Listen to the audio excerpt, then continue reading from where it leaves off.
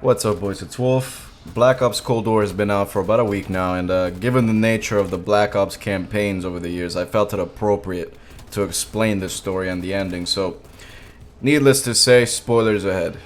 Now, all over the marketing for the campaign, Treyarch said that this would be a mind-bending story. Now, unless this was Are You Smarter Than a 5th Grader, I'm pretty sure the only thing mind-bending about this campaign is the fact that there are only 6 real missions. I mean, they're good, like I actually enjoyed most of them, it's just that it felt like they were cut short almost. It was really weird. It is also important to keep in mind that Treyarch was put in a really bad position by having to take over this game so late into development, because this wasn't supposed to be a Treyarch game, and even so, I actually have to say that the product they managed to put out is pretty impressive given the circumstances.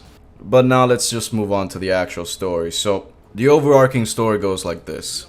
The American government was playing truth or dare with Russia, and Russia dared them to do the stupidest thing they could possibly do, so naturally the US decides to put nukes in every major city in Europe. Then, in typical American fashion, we just happen to misplace an atomic bomb, as you do.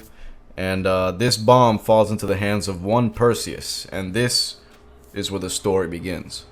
Ronald Reagan then summons Elvis Presley and asks him to form a team to eliminate the threat, and he collects some of the brightest minds from all around the world to help. That includes your character Bell, but also a chick by the name of Park, who studied at Oxford and lost her brother to a terrorist attack. With a new focus, she joined MI6 and quickly became one of the leading experts on international paramilitary organizations. And then there were also like 4 of the dudes there as well. And from there, you start your journey to find Perseus by finding the people from his inner circle and climbing the ladder to him, if you will. The story then unfolds as you'd expect. You know, the good guys fight the bad guys, they get the information, they move forward. Eventually you find out that while the US was too busy drooling on themselves, Perseus now has access to all the other nukes the US placed in Europe, and somehow we are still the good guys here. Seeing themselves running out of options, Scooby-Doo and the gang get on the case and reveal that Bell was actually a member of Perseus's inner circle, who, after being betrayed by one of their own, was taken in by the CIA and interrogated thoroughly. Now, be warned here, this is where the story takes a bit of a this is where it gets real mind-bending, boys. So, the CIA, seeing as they couldn't break Tinkerbell, they do the next best thing, which is implant completely new memories into you, fundamentally erasing your entire personality and creating a new one, as you do. All that so Bell would just give them the information willingly, because by implanting these memories you would create a sense of trust, and they would have access to that information that Bell hides behind the red doors by using a trigger phrase. We have a job to do. Bell, come on, we've got a job to do. The trigger phrase kept you in line, but it didn't get us everything we needed. Your innermost secrets were always locked behind a door.